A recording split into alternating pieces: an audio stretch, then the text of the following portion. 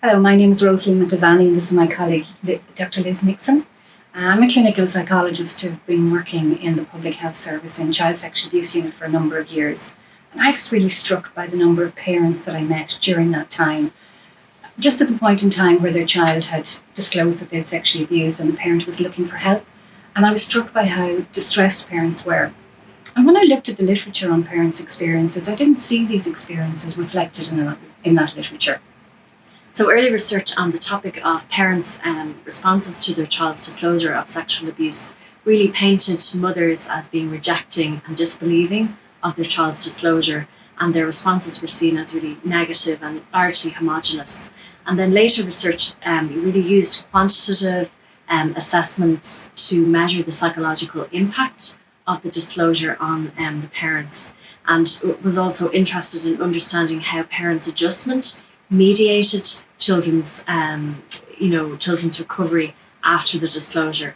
But these studies really failed to capture the dynamic nature of the disclosure process. So what we wanted to do with our study was to qualitatively explore parents, both mothers and fathers' experiences of their child's disclosure, how the disclosure came about, how the process of disclosure unfolded, and really their understanding of the disclosure process.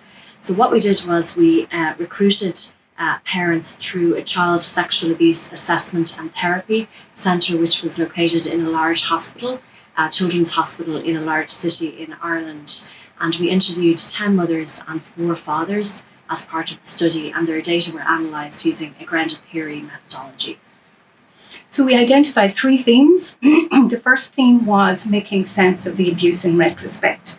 And this captured parents' experiences of, as they looked back and remembered, things about their child's behaviour or their child's presentation, they were able to make sense and see, actually, this was a clue that something was going on. This was a clue about the abuse. So that process of not attributing changes in the child's behaviour to things like adolescence, but rather seeing this in the context of there might be something wrong here. One of the parents talked about, their daughter becoming more distant and secretive, and kind of put this down to adolescence.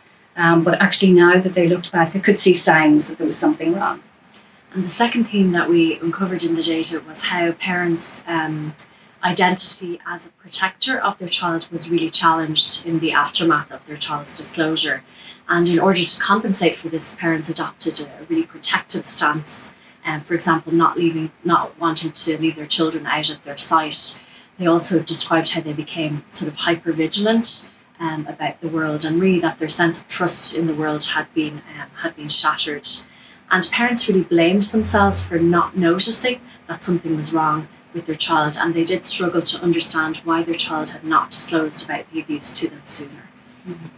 And then the third theme was about navigating the services, and we were really struck by how difficult it was for parents to find out, who do I go to for help, who will listen to me, how do I get help for my child. This isn't something the parents talk about at the school gates, so they really were lost in the wilderness and felt very alone in this. One mother talked about going down to the public health nurse and saying, where do I find a social worker? So something about the lack of awareness on the part of parents as to where they could go for help, and the difficulty that they had navigating these services. So how might this help parents? Well, we're hoping that by helping professionals understand more about how parents experience their child's disclosure and the aftermath of that, that we can actually help professionals provide better support for parents. Because after all, if we can support parents better, we'll be able to more effectively support children. Thank you.